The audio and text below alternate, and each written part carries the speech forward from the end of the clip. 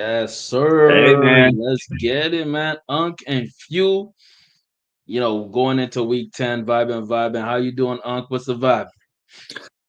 Doing all right again, buddy, right? Just like the song says, doing all right. Feeling mighty good myself. So, yeah, I'm actually feeling real good because, of course, as everybody who knows my woes, Jamar Chase is on my team. He was like, I think, my first round pick, and you all saw why on Thursday night. Epic Ah, game Thursday night. Holy jeez, man. yes. Honestly, epic game for Lamar Jackson. I have him as my quarterback. Baltimore Ravens, you Yeah. already know what time it is, man. My favorite team, my favorite vibe. How you feeling about that last game, brother? How you feeling about that Oh, amazing Thursday night well, game? We never I see don't this. mind. Thursday nights.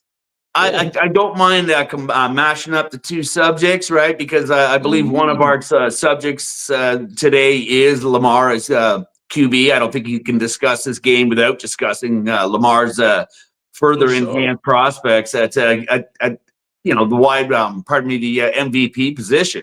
Because as we've Mhm. discussed many times, unless a running back or a wide receiver does something truly historic, it's going to Mhm. go to a quarterback, most likely, just based on, the results of the last 35 years, right?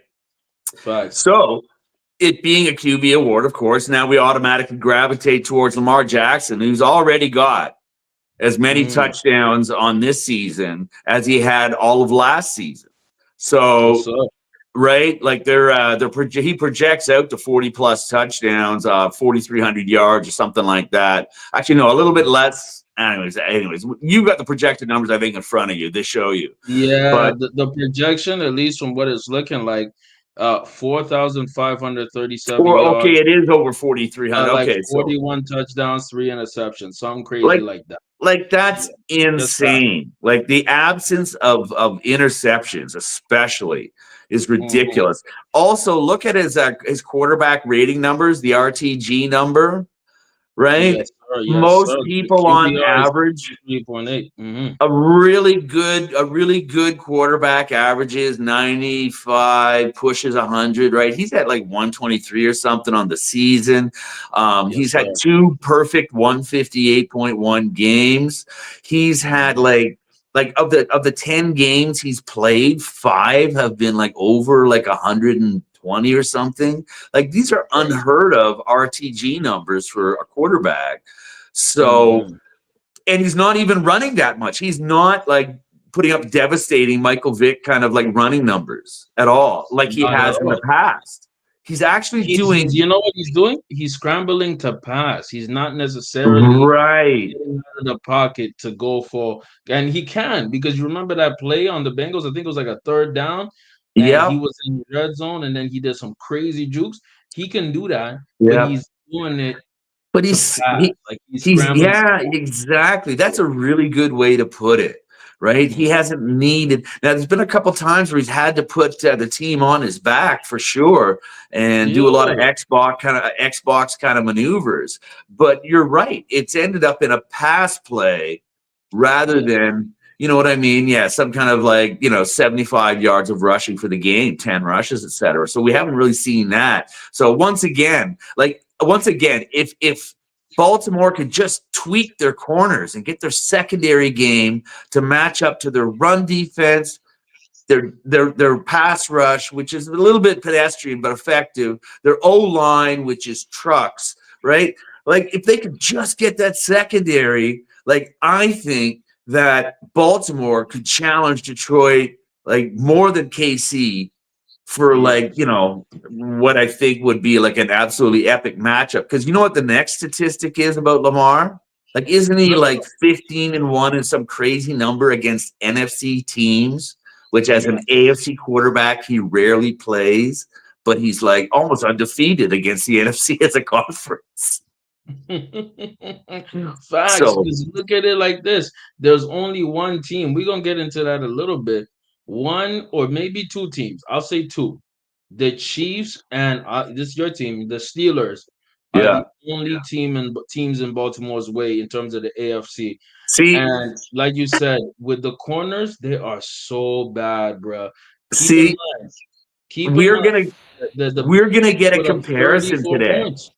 We're Huh? going to get a comparison today, right? We're going to get an Oh, eye test comparison today because the Steelers are going to play DC.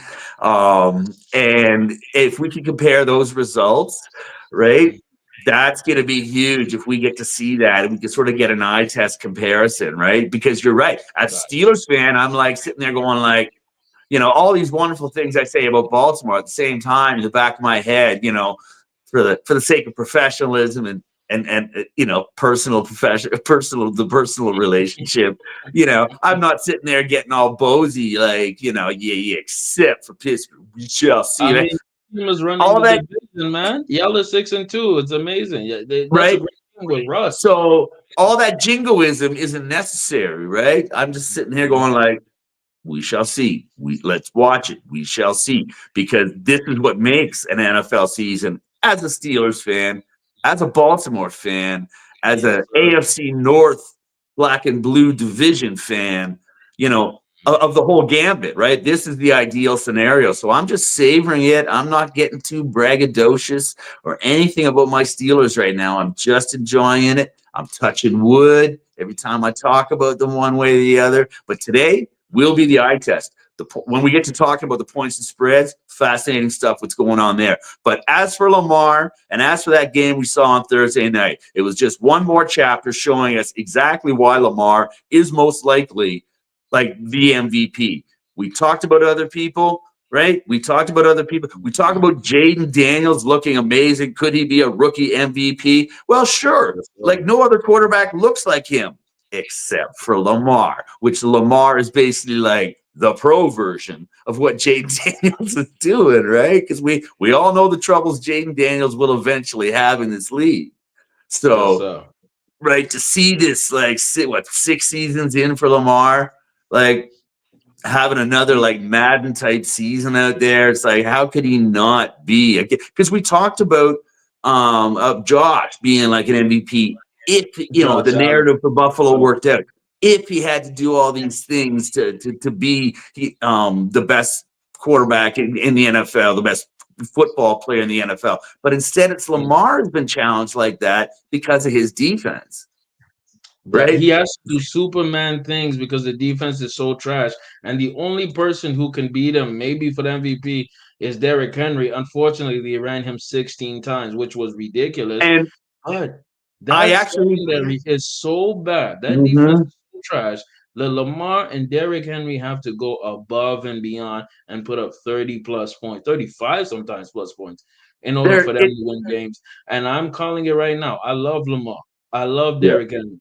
But the playoffs gonna come, we're gonna get exposed. I'm black pilled about it. I already know Yeah. who it is, but I'm just gonna enjoy the season, enjoy how Yeah. he plays. And I Because heard a this, very good take that Lamar is the modern day Peyton Manning. And I'm oh, like, yeah. Well, great because you comparison. have to understand that the game has changed. And we're going to talk about Mhm. that later, too. Right. Mhm. And so, yeah, Peyton Manning wouldn't look like Peyton Manning in this league. He looks like Lamar Jackson or Josh Allen if he's on, if he's doing everything that he does, right? So Mhm. there's some really fascinating things going on there. But because Lamar is outperforming Josh Allen at this point, because the Ravens are outperforming the Bills at this point, you have to say that Lamar is doing the things that we thought Josh Allen would have to do, but it's instead Mhm. Lamar. It's Lamar who's having to do it in his own way. He looks spectacular doing it. It looks absolutely amazing. And I'll say this, even though me, I'm a homer, I'm a type of guy who's rooting for my team. Yep. At the end of the day, the best team in the AFC is the Kansas City Chiefs. For the time Absolute being, huge, huge game versus the Buccaneers, man. They got into overtime 30-24, man. As soon as Baker saw the coin flip, he knew what time it was. He knew what the refs were gonna do. Chiefs winning ugly, but they Mhm. still winning. Best team in the AFC, not even a comparison. It looks like they're going for the three-peat. Unc, talk to us. How you feeling about it, man? How you feeling about the Chiefs that Right. keep getting away with this? I got an interesting take for you.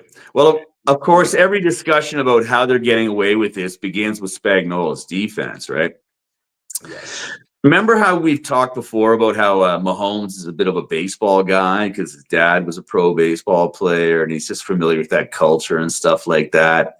For sure. I'm not saying Mahomes views himself like that. I'm sure he was more like that pinball kind of points player, just throwing it up all over the place, getting like he was when he first came in the league. But things have adapted there. So instead, right now, he's like a baseball closer. That guy comes in and gets like Mhm. 45 saves in the year.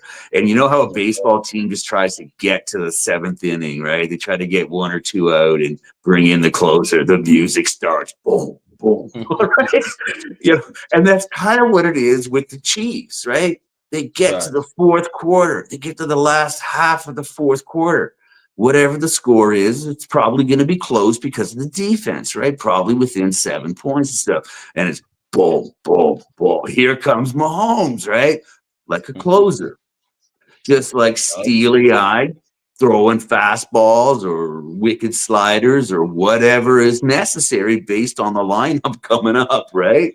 That's what I'm Mhm. seeing. That's what I'm seeing out of the Chiefs right now. They are just getting themselves to the fourth quarter, knowing that Mahomes will know how to win. Now, can they keep doing this? We shall find out. Because honestly, at the eye test, the overall eye test, like for example, if I can see Baltimore just tweak that secondary just somehow, right?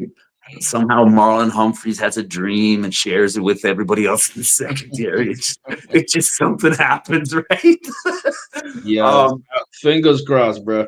right? Because then I think that the Ravens would be a better team than the Chiefs. And the next one is going to be, how they go if they go head to head. If it goes down like our early beginning of seasons predictions of like the Chiefs going up against the Lions in a Super Bowl, like whoa, it's Yes. going to be Yes, sir. insane. Like that will be a real fantastic test too. But as for the other night, once Mhm. again, once again, let's call Tampa Bay like just awesome for covering the spread, awesome for being Baker Mayfield's team, plucky, scrappy, never say die. They pushed the Chiefs. They had no right to push the Chiefs to overtime, but they I did. kind of called it a little bit. I thought that You they would did. actually win, but I saw something in the Bucks. I saw something in them. Yep. They could You have won weren't that wrong. game. I saw something. You know what I mean? You were not wrong.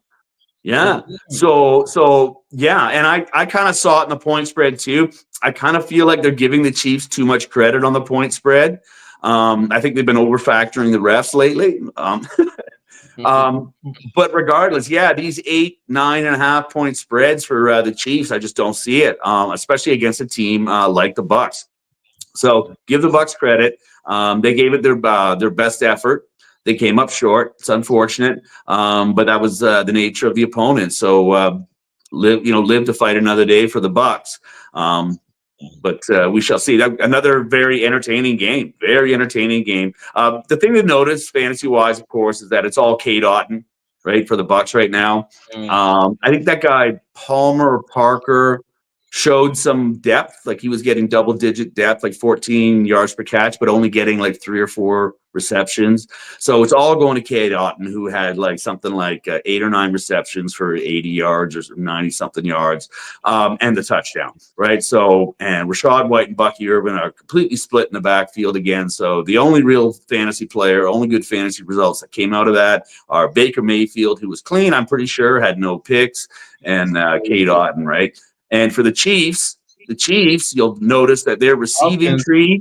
their receiving tree now prolific, right? Mahomes had 33 completions, Hmm. 22 of them, 22 of them went to Kelts and DeAndre Hopkins. So He's playing so much better. Yes. Hmm. yeah, that was the other interesting thing about that game, right? Is that Hmm.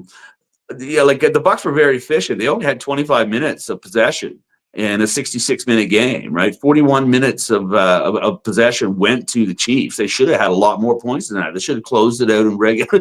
Like they should have closed it out with that time of possession in the fourth quarter I told easily, you the right? Bucks can fight. The Bucks can put up a fight, bro. Yeah, That's like man. they are putting up points regardless of who's in there. I'm I'm not going to dismiss them in any game, and I'm pretty sure it's all Baker Mayfield. Right Yes, on, it is. man. So yeah, that I was my thoughts on those games. I respect it, man. And we got to talk about the two best teams. Like I said, even in the title, man, it's the Chiefs and the Lions, man. Cosmic type of thing because Oof. the the Lions smacked. It wasn't as close as the score says. They Nope. smacked the Packers, and I'm like, God damn, these What? Lions are 7-1. Smack the Packers 24-14, and you would think, oh, it's an indoor Yeah. team, the Detroit Lions. They did it in the rain and the mud, and they still won. The and Packers, we and the Chiefs are the two best teams in the league. It is absolutely indisputable. I mean, and we called that, right? We called that. We we said did. it was going to be a tricky game for Detroit, that it was going to be an interesting litmus test for them in the Right. division, on the road, outdoors, right? Like basically literally a fish in water rather than a fish out of water because it was raining all day long, right? So Mm, everything conspired for the Chiefs to sort of just not the Chiefs, but Detroit to just mail in a result and say, well, what do you want to, what do you want, right? But instead they mm, doubled down. And like you said, man, that was one of my big notes on this game is that the points scored and the scoreboard, the box score does not tell the eye test on that game at all. Detroit dominated from beginning to end. At one point, while they were putting up their initial, points to just sort of get out there, sort of motorboat race, if you want, because only mm. 24 points were scored by the team, so it's hard to call that it's got to be a short motorboat race. But the point is by halftime, I think they were up 14-3 or some number like that. So it was Yep. very dominant. Jared Goff was 11 for 11 at one point, right? Not He for a was lot of amazing. yards, not for a lot of yards, right? But 11 for Mm. 11. And it was really quite amazing to watch. In the second half, he was more like about a 50% completion rate. He recessed a little bit. That's going to happen. But he still ended up throwing about 75% for the game, right? It was only for about 165 yards, one touchdown, but zero picks, zero fumbles, anything like that. Jared Goff is a lethal game manager at that point because Detroit has so many tools, and they were up 24-3 with like just under 10 minutes left in the third quarter, right? It took them until it was like the beginning of the fourth quarter until it became like 24-6. And it took them Mm. all the way to the fourth quarter before they finally got one touchdown. At which point, like Detroit had been cranking it down for most of the fourth quarter at that point. Like they were up 24-3, 24-6.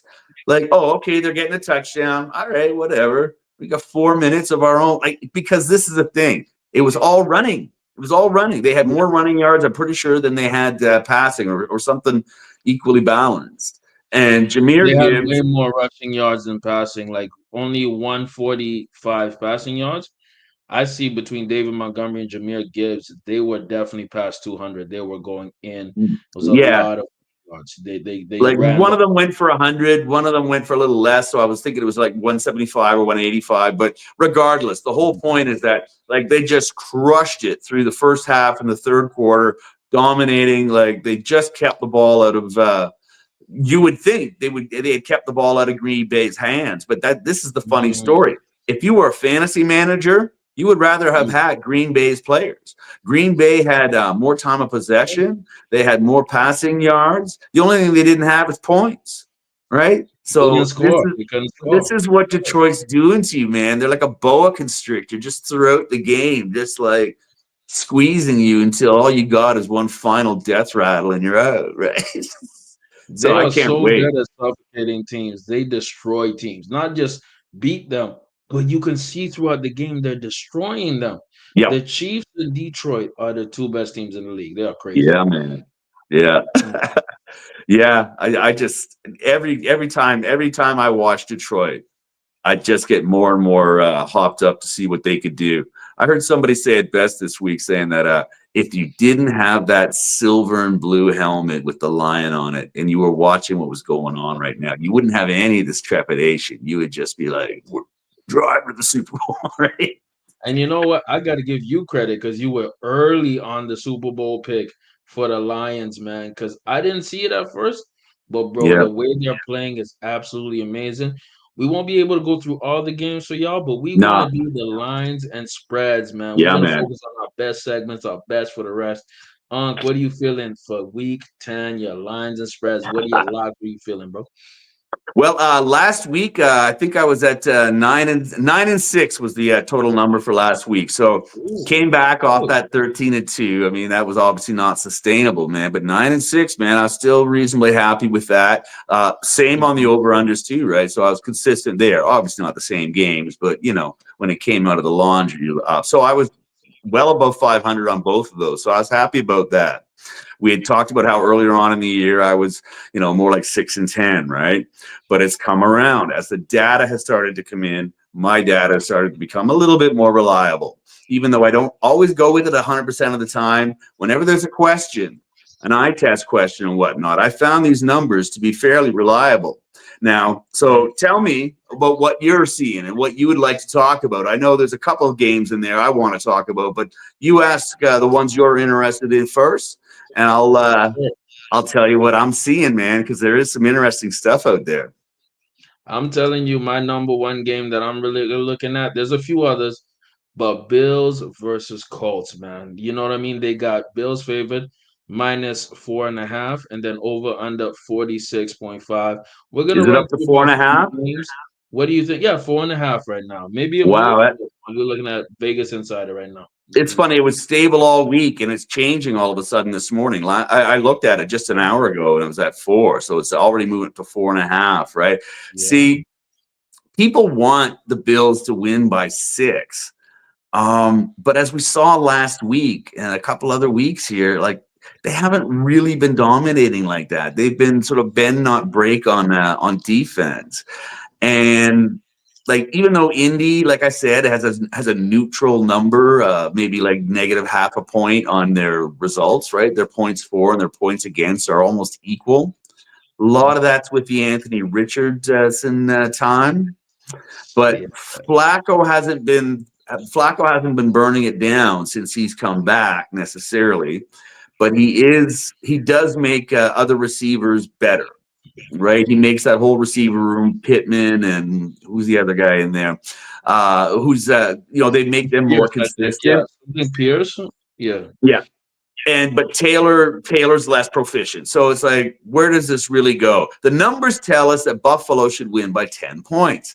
And that seems reasonable. That seems like well over 10 points because Indy's a negative -5. So the numbers say that Buffalo should crush 4.5 points. But if that's the case, why isn't it like 6 or 7 or 8? Mhm. People know something, right? And so that's why I'm going to go with Indy to cover that, especially now that it's 4.5 points. I'm going with Indy because Indy's at home; they're Yeah, at home. indoors. Yeah, yeah, at home. Yeah. But Buffalo, I mean, Buffalo's not afraid of playing indoors. I mean, they play on an artificial turf, and a lot of the times they get good sunny weather and upset. So it's not like a huge advantage one way or the other. But nevertheless, it's home for Indy. I mean, Indy will probably lose, but I think it's more like 3 points than 4.5. And the Mm. numbers tell us that their combined average points per game should come out to about 50. So what do you got for over under? It's moved up to 46.5, 46.5 at this point right now. Yeah. right? That's probably why you're seeing that motion. And I agree with that. I think, 27-24 sounds like about right for this game. Yeah. Right, because Exactly. Flacco's more of a 24 points a game quarterback, and Richardson's more like 20 points a game kind of guy, just because the numbers work out that way. So that's the way I'm looking at that game.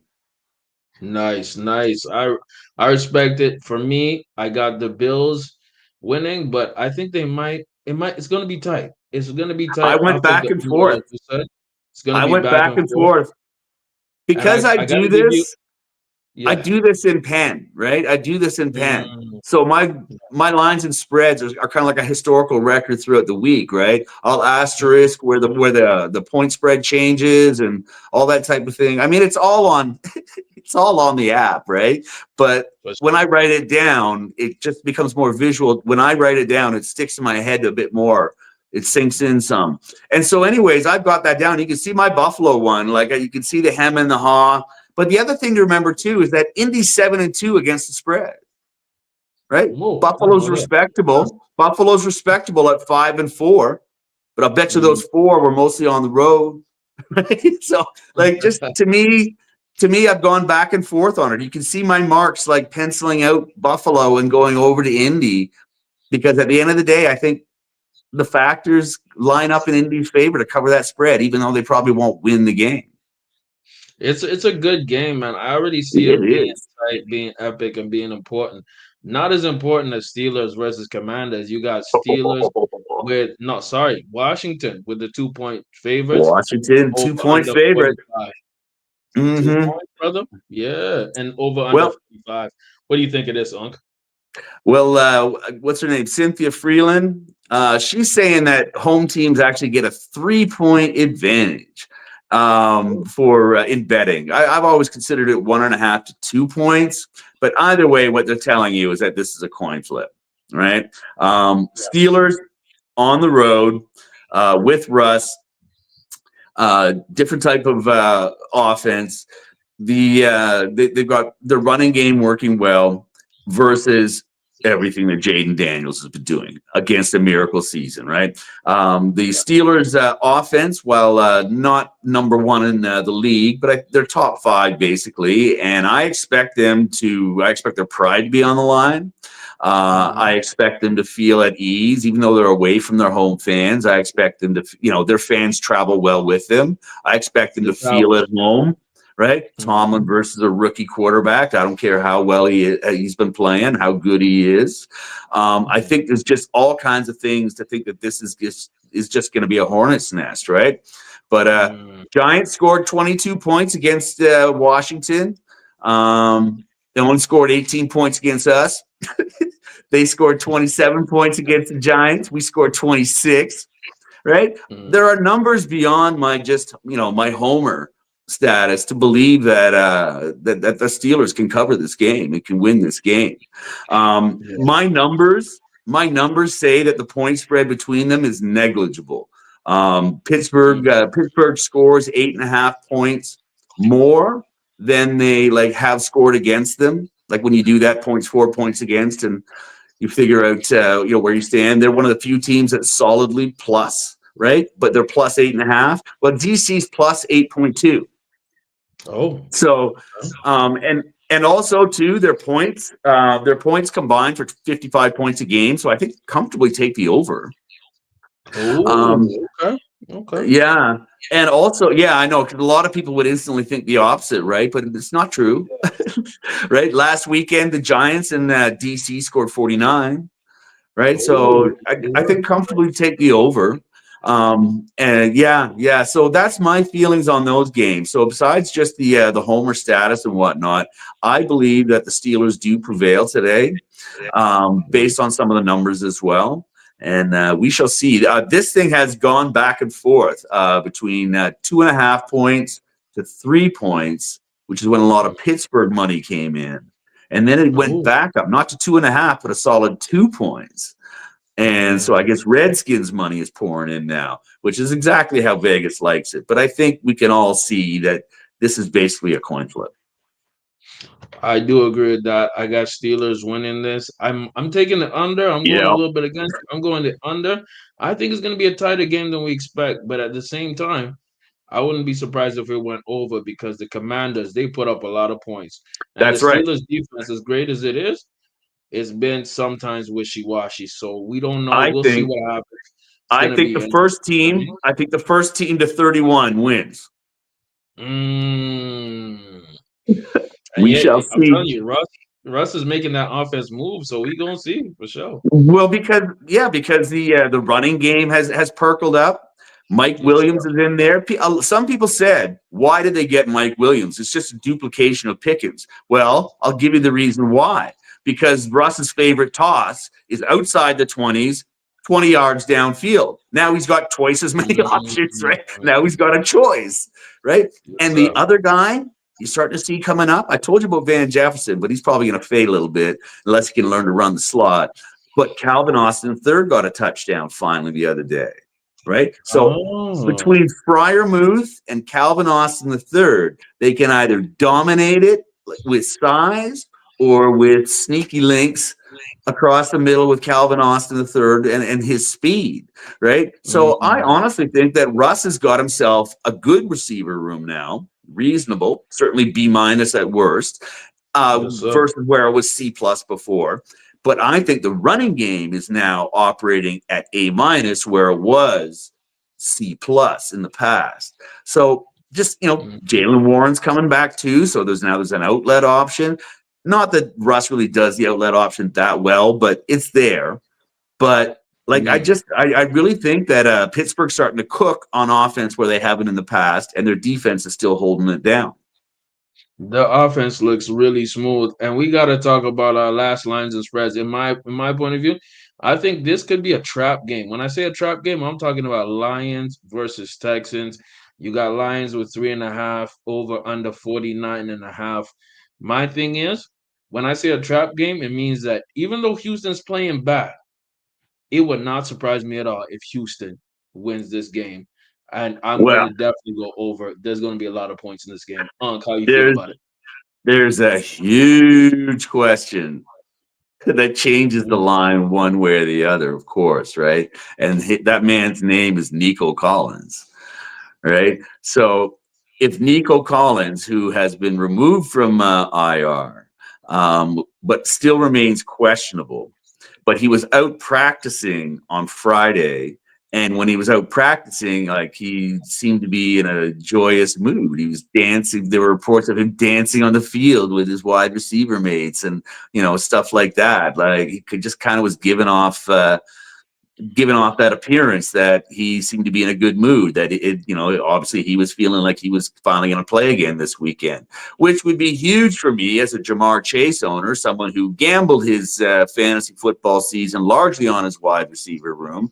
It would be very By the way, helpful to I'm gonna me. be right back. Go ahead. Just sorry, I'm just gonna be right back. Give me a quick Yeah, sec. yeah, yeah. So obviously, yeah, it's huge for me to have Nico Collins back if he plays again, especially because he's going up against an opponent. Detroit is the one place where they give up yards and points in fantasy, and that is to the wide receivers.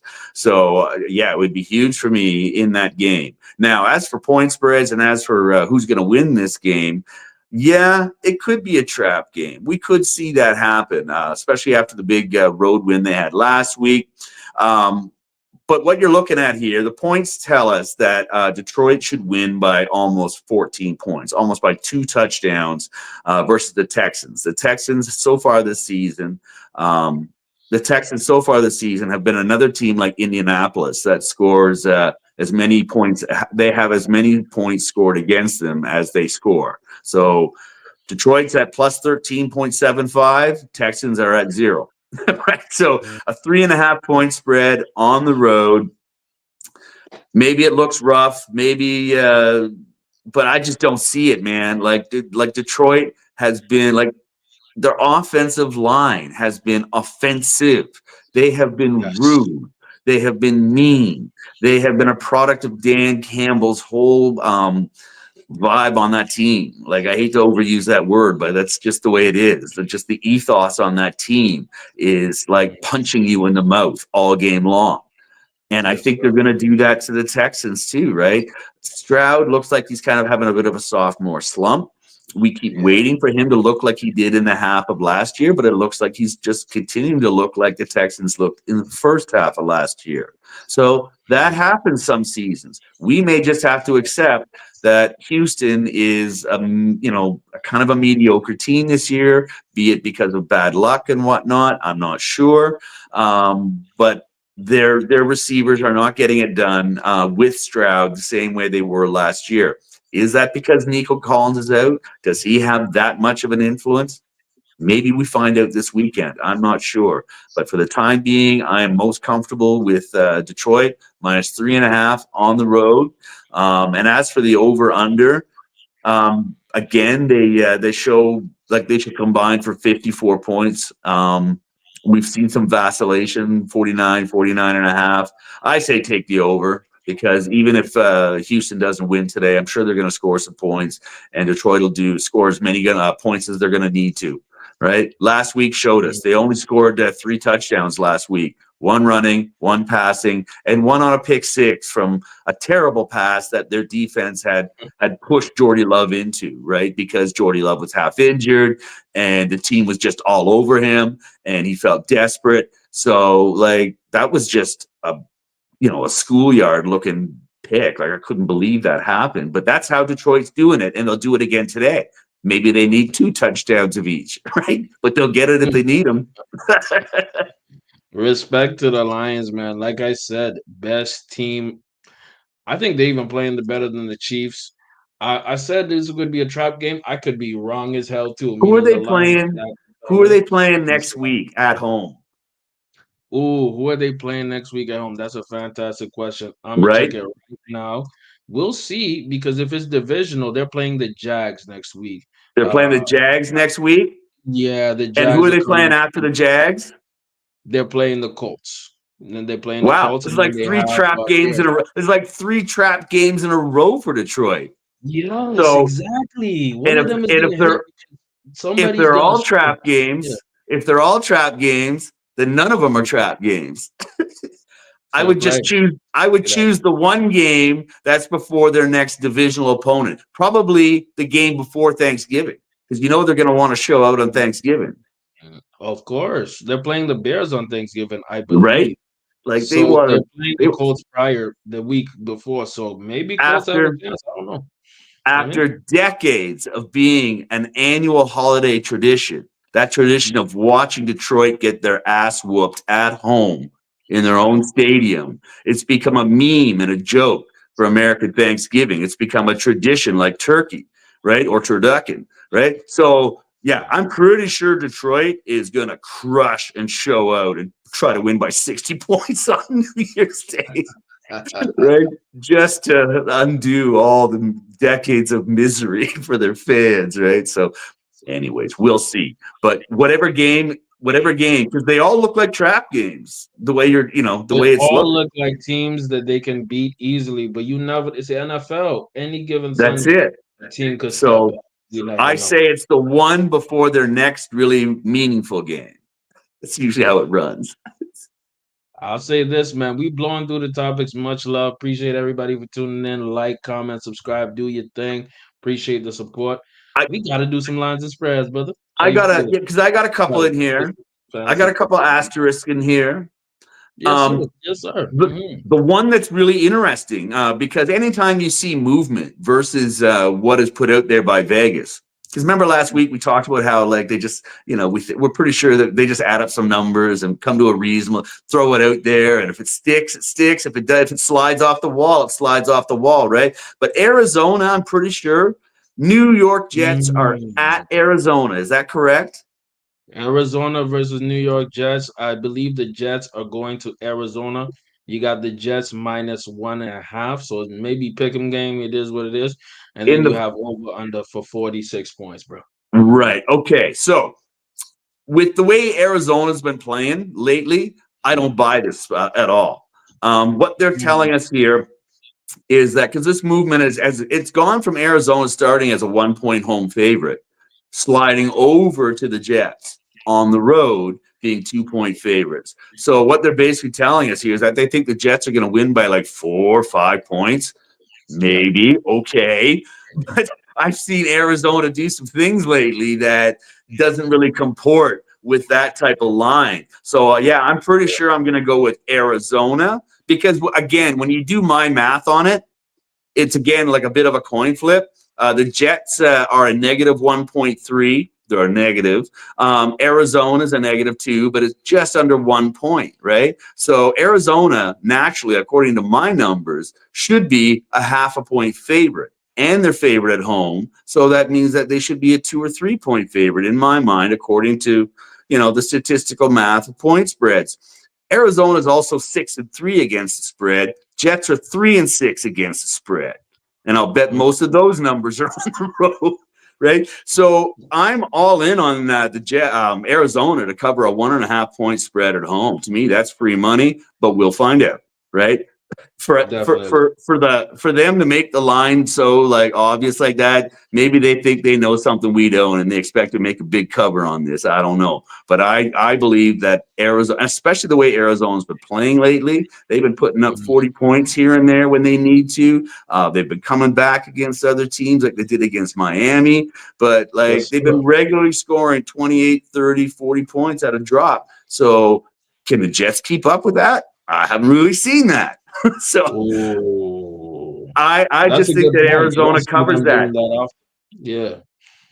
And You don't see the Jets getting more than 25 points, but the Cardinals are doing it every week. yeah, and Every the weekend. that's right. And the 46 point over under, I'm not really sure about. Their two teams tell us that they should combine for 42. So maybe take the under on that. But I just the way I've been watching Arizona play, I just whew. So yeah, I'm down for the over the under on that. We'll see how it goes. But yeah, my numbers say that a significant number underneath that 46 number. My number says that they should go for about a 40. That line should be about 42 for an over under. So I'm taking the under. Respect, respect. And I like that. I like that. And we got to do the starts and sits in fantasy blowing through our. I Mm-hmm. like it, man. Yes, sir. How you feeling about some starts and sits this week, brother? Week 10. People usually have what they're feeling. What are some gems people can pick up? A lot of the trade deadlines are pretty much done. We go into the playoffs very, very soon.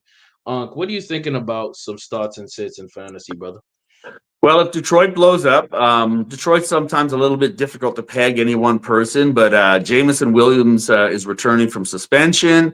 The NFL has looked away from his other minor transgressions. PEDs was the main one.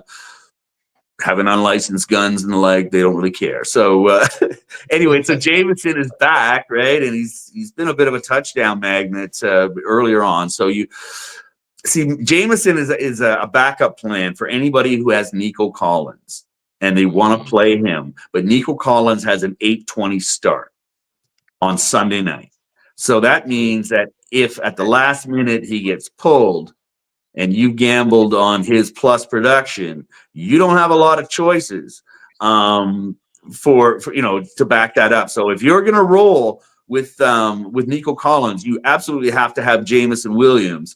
I mean, it'd be great to have Amon St. Ron as a backup, but like he's not available. But Jamison Williams is on the waiver wire in a lot of places. So you need to have a backup if you're rolling gambling with Nico Collins, like I am. So that's one absolute pickup that must be out there for wide receiver, for example.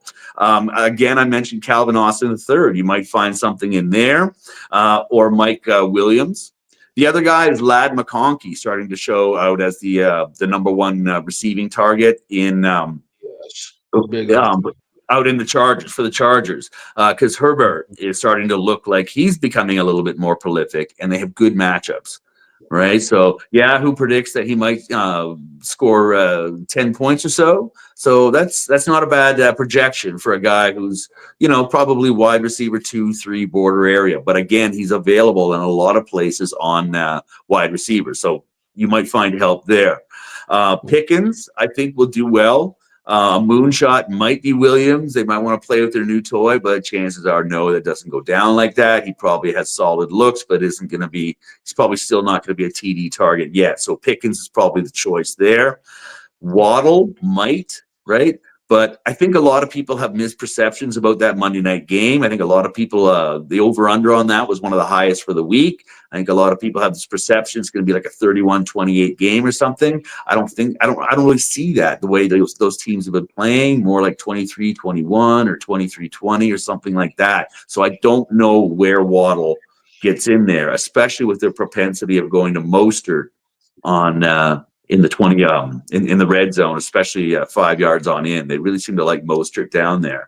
And if they're not on the 5 yard line, they're on the 10, at which point Achan has probably got the touchdown from the 10 or the 8, right?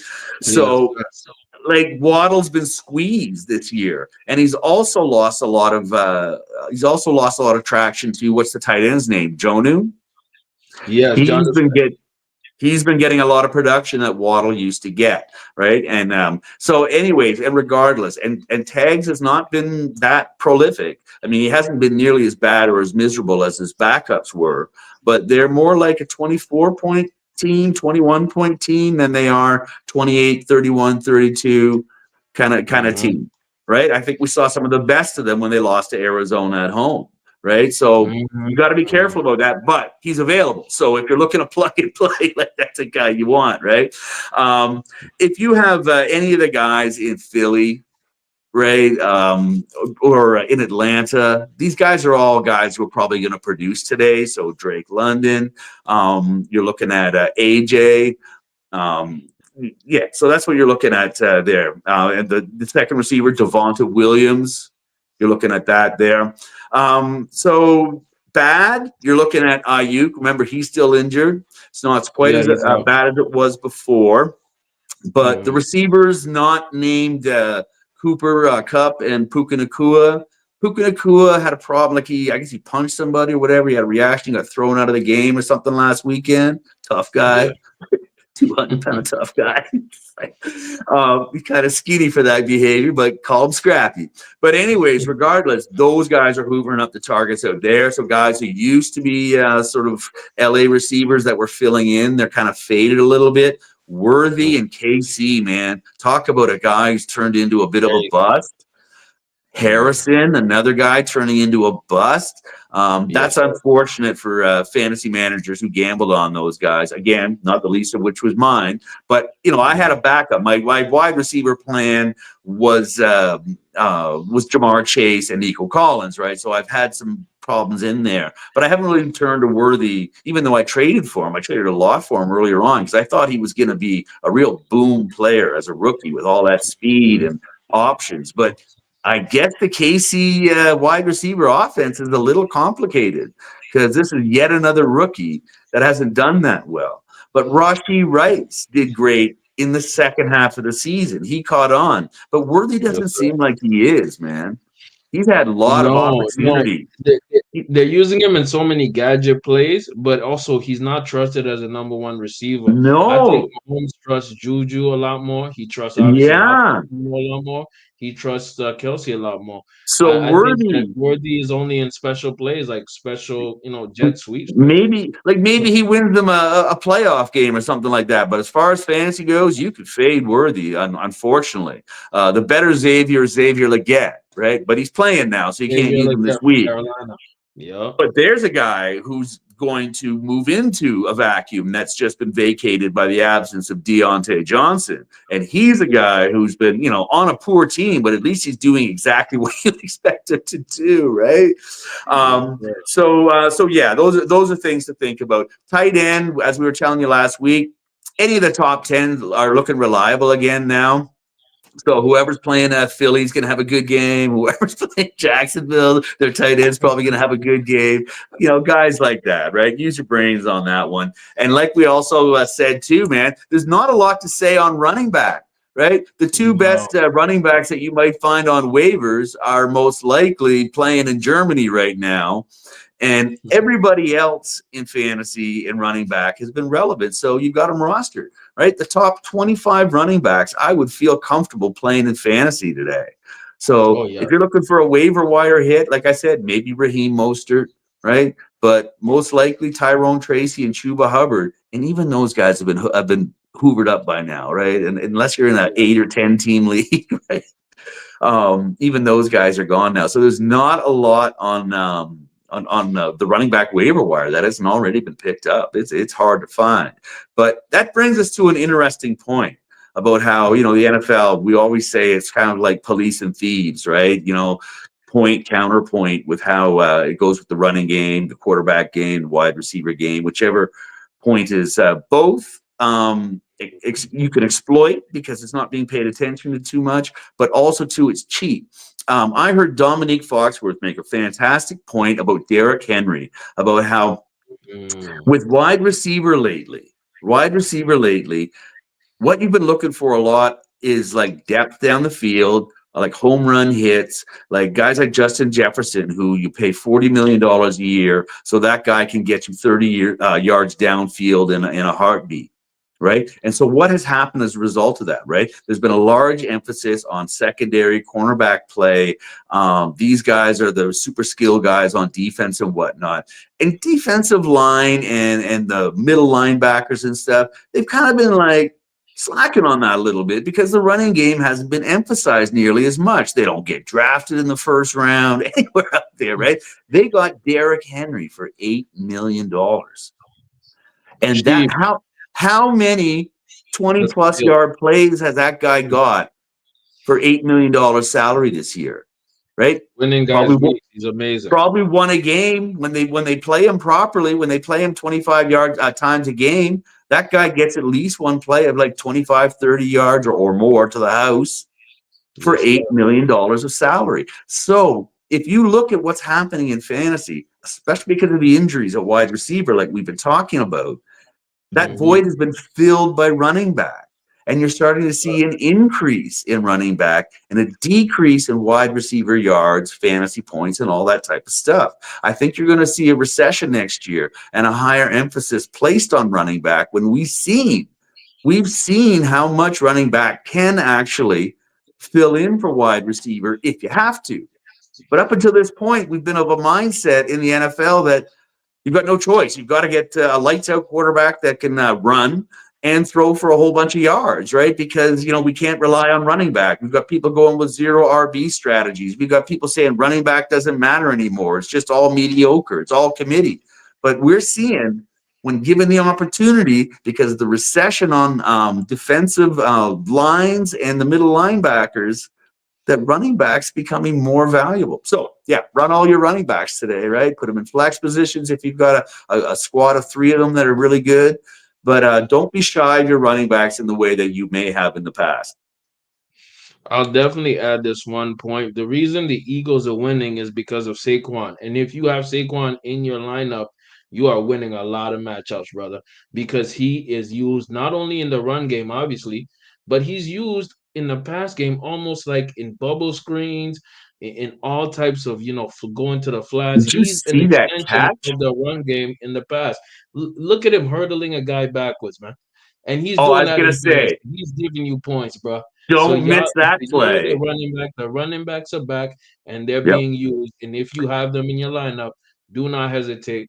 Like Every running back is Saquon elite. Start them and keep them throughout the playoffs. Saquon is looking like one of those guys he's just the best football player on the team, right? Yep. Jalen's been that guy for a while and whatnot, but Saquon right now, like his ability to catch like wide receiver looking passes in the end zone, like you can Yep. send him out like a wide receiver in the flat, down the middle, and like that athleticism to make that reverse splits hurdle play. Like that wasn't even like a hurdle. He wasn't in motion. He just vertically ascended. Yes. Yeah, like that type of talent. Like and to sense it, to feel the defender, Yep. to just do that and then levitate in response. Just amazing what Saquon's doing this year. Just incredible. And yeah, that's why I say like running backs making, they're recessing back to the mean. It's very interesting to watch. So yeah, that's where we are on fantasy starts and sits. Otherwise, I mean, it's shaken out. People are recovering from injuries a little bit. You've got buys out there, but your waiver wire, there's not like a lot of really exceptional people blowing up on the waiver wire at this point. Most people, we figured them out by this point largely. Absolutely, man. And let me tell you this, man. I wasn't there when this guy was actually playing, but I think he'll get you a lot of points. I'm talking about my boy Dan Marino, and I'm bringing it up because everybody has been on Lamar's case for having bad playoff performances, but Lamar is great. I think Lamar's already a Hall of Famer. Same Yep. with this guy, man. Dan Marino, Hall of Famer, obviously. Suspect playoff performances, but I thought it would be a perfect Wild. segue into Oh, this.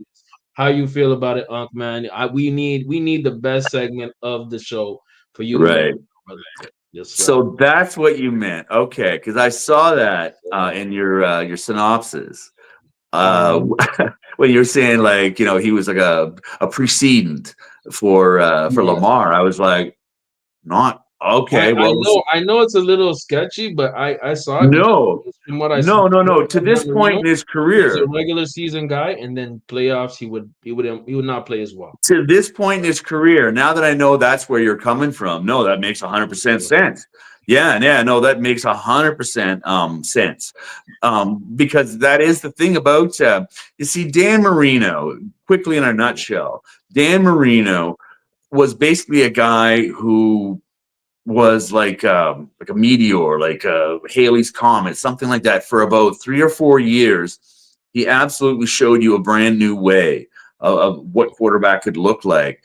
But like he kind of peaked as far as as far as his legend was concerned and whatnot, like around the mid to just like 86, around that kind of time. But what he did between 83, 84, 85, like when you were saying to yourself, this guy is going to be the next big thing. Mm-hmm. But it's an interesting story. It doesn't work out exactly like that. So let me break it on down for you, see how it all flows. Mm-hmm. All right. So Dan Marino, yeah, 6'4" quarterback out of the Steel City, out of Pittsburgh. Came out of lovely middle class home, product of New Deal progressivism of the post war era. He was one of those kind of guys. Born in 1961. So he came out of college when he was 22. He went to Pitt, hometown guy. The same way we talked about what was his name, Cutlets last year, about how it was a joke about how this pro guy was still living in his mom's house. He could take the bus to Giant Stadium. Well, that's how it was for Marino playing at Pitt.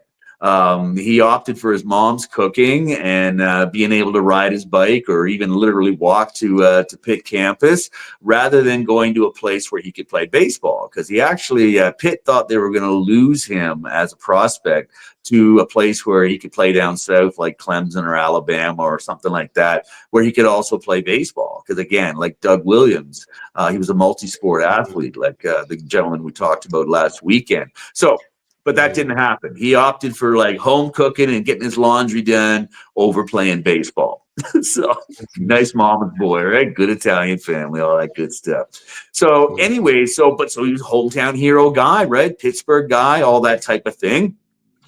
Now, 1983 was a remarkable draft. We've talked about how we've had a few guys go in the first round.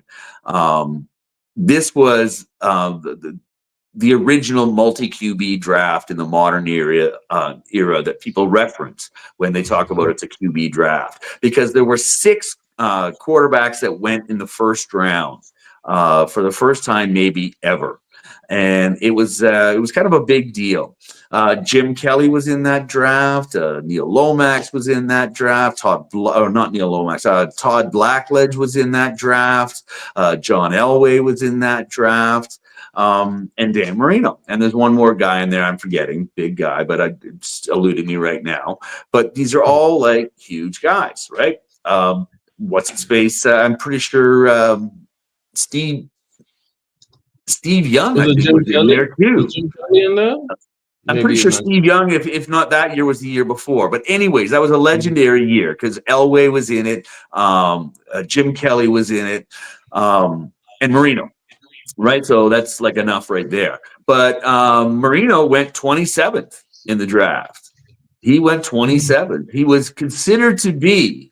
There were like all these rumors about him being a party guy, right? Like yeah, yeah, big into coke and all this type of stuff and whatnot. But like everybody said, like you got the wrong guy and everything like that. But he just sort of that was the age and that was sort of the thing, right? And they kind of thought he wasn't a winner back in college a little bit. He also had a lot of interceptions, right? So this is a theme that will present itself as we carry forward. So anyways, yeah. So a lot of people didn't expect a ton of him, but he went to a decent team. He went to Miami, and so he went off right away. Like I think he was remarkable because he was one of the very first quarterbacks that we hear about that rather than sitting on the bench back in that era, which was usually what happened, All those young quarterbacks were the first guys to start for their team, either right away or halfway through the season. And that's what happened with Marino. Now, but Marino had two incredibly great receivers, young, a couple years older than him, but they had, it was called the Mark II offense, right? You had Mark Clayton and Mark Duper, both outstanding receivers. So here comes this guy who has no, he's known for a really deadly quick release, right? That's what he was always sort of known for, and a beautiful, one of the most beautiful spirals that you would ever see. What he basically was an extension of Dan Fouts, who was sort of late 70s, early 80s kind of guy, one of the first guys to throw for like 4,000 yards. Now, when we talk about Dan Marino, we have to talk about Dan Marino as the apex of a trend that started in 1978. The NFL changed in 1978. Just doing my own kind of like deep dive on numbers earlier on in the week, I was trying to figure out why it was, in my impression, that running sort of like we went away from monster running backs, guys like Walter Payton and Earl Campbell and whatnot, guys who ran 35 times a game, who got 140 yards a game sometimes, guys who would get, 16, 1,700 yard seasons, all that type of thing. So, but even though OJ and Jim Brown were more like 140 a game, 125 a game, things like that, in the modern era, like that was still huge. What changed? I said to myself, what really changed? And it should have been automatic, but it happened when I was pretty young. So it was just before I became a fan. And I watched it all the time, but I wasn't there when the change was made, right? Because think of early Super Bowls. A lot of the times they were like 17, 10, 9, like they were.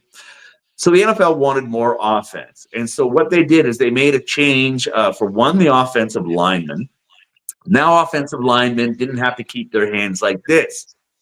They were allowed to extend their arms and open their palms. Now that was huge, right? So that means that they could like do a lot. The offensive line could do a lot more work at keeping the defensive line off the quarterback, right? And so that also ended up helping running backs eventually too, but they just became more efficient. But the biggest thing was the new rule was called the Mel Blount rule, right? Because Mel Blount for the Pittsburgh Steelers had figured out a way to just corral you as a wide receiver at the line of scrimmage. You couldn't go anywhere. He just sort of like had you like this, right? And physically abused you, doing what's called jamming you on the line of scrimmage. He would jam you so that you could not get around the guy. Look at him. He's huge, right? So they changed what was called the Mel Blount rule. And this is the rule we have in the modern day. That's why the NFL game is the way it is these days, is because this new rule said that a guy like Mel Blount could not bump the player physically after 5 yards down the field. So they changed the game incredibly. And you started seeing quarterbacks going. The quarterbacks led the league. Like Joe Ferguson, I think, was the leading quarterback for Buffalo in 1977 with something like 2,800 yards. Wow. Right. By 1980, you were, I think it was 1979, the top 12 quarterbacks all threw for more yards than that. Everybody was throwing for 3,000 to 4,000 yards. Dan Fouts was leading it. So this was the trend after 1978, the rule that like really changed the NFL forever. So in the 1980s, that's why you had all those first-round quarterbacks being drafted as a response to that trend. And so that's why they got all these top flight quarterbacks, guys like Elway, guys from pass heavy offenses and whatnot, like Pitt. That's why they got all these guys. And so Dan Marino was really the apex of that trend, because the next trend late in the 80s and into the 90s, after you have all these Super Bowl blowouts and point explosions, well, what starts to happen in the 90s is guys like the Giants and also Bill Walsh, remarkably, on defense. There was not a team that could win a championship without a defense. You could have all the offense in the world, but you couldn't win without a defense, right? So this was the defensive reaction, right? You had all the defenses sort of being allowed to, do a little bit more headhunting and whatnot. through the 90s, and you had some teams with offensive explosions, but it leveled off. Dan Marino's quarterback numbers that he achieved before about 1986, 85, 86 season, they were not broken until Drew Bledsoe and Peyton Manning them and all that stuff in the 2010s. 27 Wow. years. Wow. His 5,084 yards was the record for quarterbacks for 27 years. So that tells you Mm, that there was a defensive reaction to the trend that started to the rule change in 78. And Dan Marino was the best guy for that. Because what did he have? He had a quick release. So not only did he now have more time, he was also the quickest guy to get rid of the ball. mm, You had edge rushers. I saw this one conversation between a Buffalo defender. Bruce Smith, like one of the very best edge rushers in the game. Bruce Smith, you heard the sort of like the mic'd up conversation between him and Dan Marino, where it's like you see Bruce Smith has got his jersey like right in his fingers, and all you see is the arm going like this and disappearing. And all you hear is Bruce Smith. He looks at Marino and he says, "Come on, man." Like, saying, like, damn well I should have had your ass, right? Because like it was so quick, but he was getting rid of the ball in 2.5 seconds. mm, In an era where now the offensive linemen had a revolutionary change in their ability to hold the guys back. So combine those two things, and you get records that lasted for an entire generation for Dan Marino. But your mm, point is correct, right? He went to the Super Bowl against the 49ers, got his mm. butt kicked. In his own words, they got their butts kicked. But he Mm. always assumed that he would be back again one day, right? Yeah. It never happened, right? So he's just tragic like that. His team will tell you that they're the ones that let him down, not the other way around. But you know how it goes with quarterback, right? For all the glory and all the rewards comes also all the responsibility. So unfortunately, he's been tagged as a bit of a high functioning fella who just couldn't win it all. And I don't think that's for any personal reasons. I just think that sort of worked out. Miami could never. Miami didn't have the running backs that he needed to equal things out, right? The same Mm. way that Lamar needed receivers to even things out, Yes. right? Yes.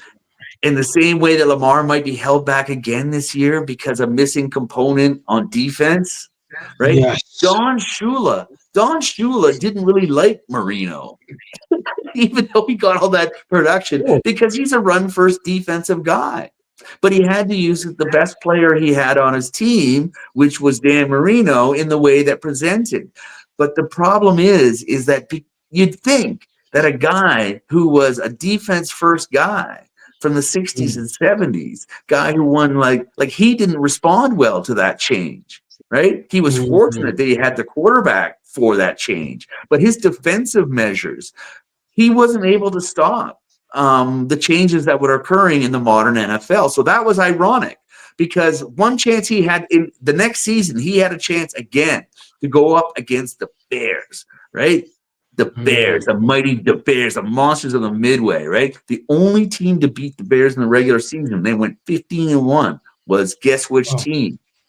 Miami, right? wow. They came in 12-0. Miami licked them. Miami beat their ass Wow. because all of Rex Ryan's rushes, like Mm, Marino was too quick, right? The rushes didn't work against Marino. So one quarterback that didn't work against because he had such a quick release. And he destroyed the mm. Bears in Miami on Monday night, but he didn't get a chance to go up against them in the Super Bowl because he lost to the Patriots, a wild card team, just barely Wow. got in there. Raymond Berry, but guess like on they went old school on Miami. They went defense on them.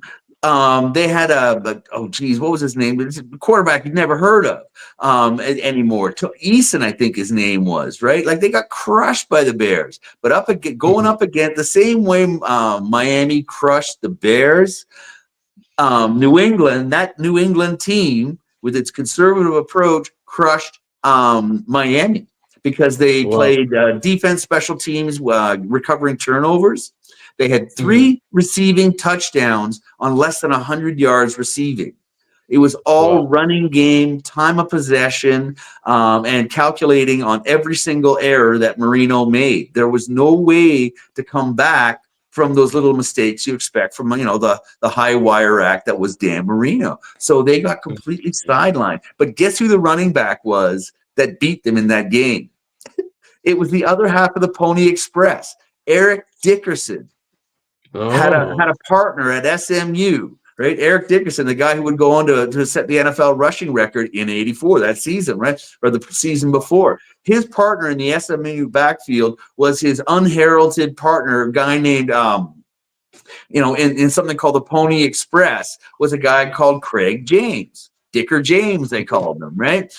But he was a Mhm. very competent running back. He was McCaffrey 40 years before McCaffrey showed up doing the things that he was doing, like Mhm. or 30 some years, right? So yeah, he ran for like 122 yards or 100 plus yards on 120 yards on 22 carries. Didn't even get a touchdown. He just burned clock all game long, right?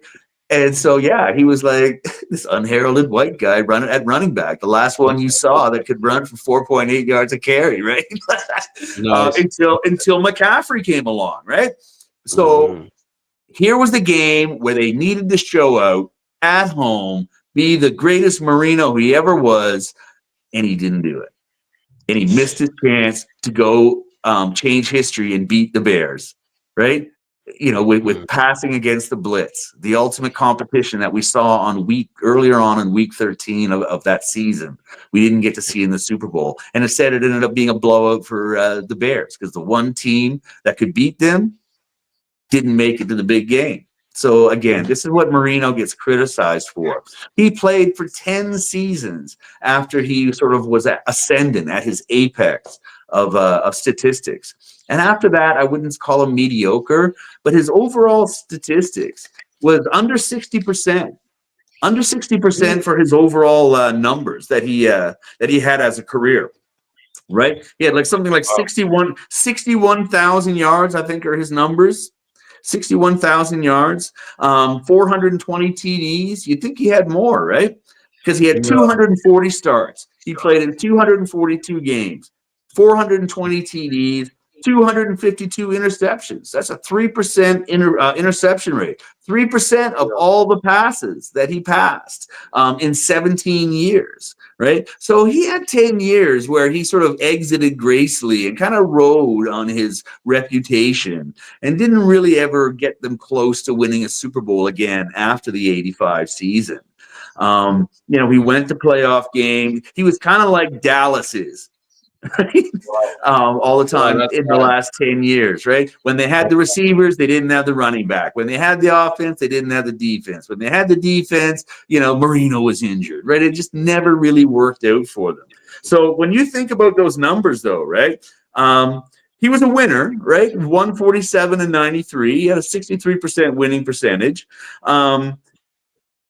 But the biggest testament to his numbers and his statistical numbers, again, like I said, is the fact that it took an entire generation for Peyton Manning, Tom Brady, and what's his face there, Peyton Manning, Brady, and Drew Brees to break all his records. Like it took an Mhm. entire generation for them to wipe out his records, but he didn't win the big ones. So let's hope Lamar doesn't end up being like Marino. But I absolutely Fingers get what you're crossed. talking about. But I Mhm. think Marino, because the game is more advanced, you can't play like this as receiver anymore. Way too many picks, right? Yeah. Way too many picks for the guy who was the legend of his era. But that was how it was back then. Nowadays, quarterback has evolved to the point where for you to have, if you have more than 10 interceptions in a year, you're not really considered to be a top flight quarterback. That's too many, right? You would need to have 40, you'd need to have 40 touchdowns for someone to excuse 15 picks, right? And so I think that quarterback has evolved to a point where Marino couldn't really play in the modern game that way unless he'd be a backup, right, to these guys who can run and stuff like that. He'd be Flacco probably Yeah. nowadays, right? He's a pocket passer. Yeah. Mhm. So yeah, definitely no running to any of his stuff. But he was poetry. In a lot of Yeah. ways, he was poetry. He's the guy everybody looked at, right? But like Lamar looks physically like that too. Him and Josh Allen, like they have ridiculous Yeah. arms that could like pinpoint passes way downfield. Purdy has a Purdy pass, right? Yes, it So does. he was wonderful, but he couldn't win the big game, buddy. Yeah, absolutely. And I was still a fan of it. I could watch some of his passes, some of his highlights. Great, great football player. I wish he got a ring. And I don't want Lamar to repeat this, but I saw the parallels, man. The guys who play really great in the regular season and then don't make it that Yep. far in the playoffs. I could have said Peyton Manning, but we're gonna leave that for another day. Really appreciate that, man. Best segment in the podcast. Any last words before we let the people go, brother? How you feeling? Oh, I'm feeling just fine, man. I'm just ready to watch some football again here now. I think we managed to trim that down a little bit. We got that down to 75 minutes. So yeah, we got to we got to evolve just like the quarterback position itself has evolved over the time because we want to talk about some stuff, but keeping it tight and clip, buddy. That's what we're looking to do. Love, love. Appreciate you, Unc, for the knowledge. Appreciate everybody for tapping in. Let's get this football, brother. It's been Unconfused, episode 10, season 3, and we out. All right, man. Unc and Few doing that voodoo that we do. All right, so we'll check you out next week. Yes, sir. And we